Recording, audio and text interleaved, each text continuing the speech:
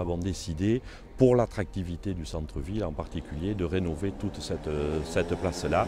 Et donc ça fait 3 mois que les travaux ont commencé. Là nous sommes ici, nous allons achever la dernière phase, donc la deuxième phase des travaux, avec un petit arrêt pendant 3 semaines pour les fêtes de Noël.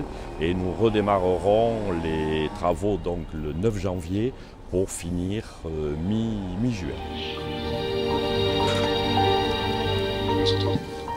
Les grands changements qui sont opérés, toujours avec un souci d'attractivité, nous avons voulu faire une place conviviale et une place apaisée dans l'intérêt de pouvoir recevoir le maximum de personnes, qu'ils s'y sentent bien et bien sûr pour que les commerçants, les cafetiers puissent en profiter.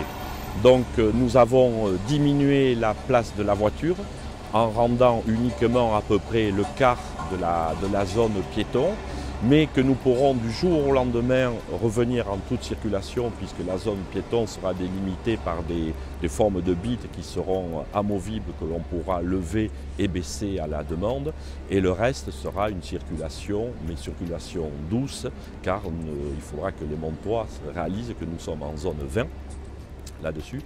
Nous avons agrandi l'ensemble des trottoirs pour permettre un cheminement plus intéressant, et nous avons agrandi l'espace, ce qu'on peut appeler l'espace vital à l'intérieur, ce qui permettra aux cafetiers d'agrandir leur terrasse pour pouvoir accueillir le maximum de monde.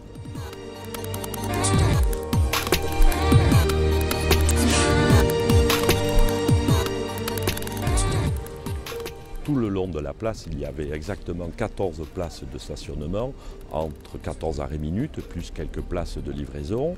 Tout ce qui est place de livraison et place PMR seront réinstallés.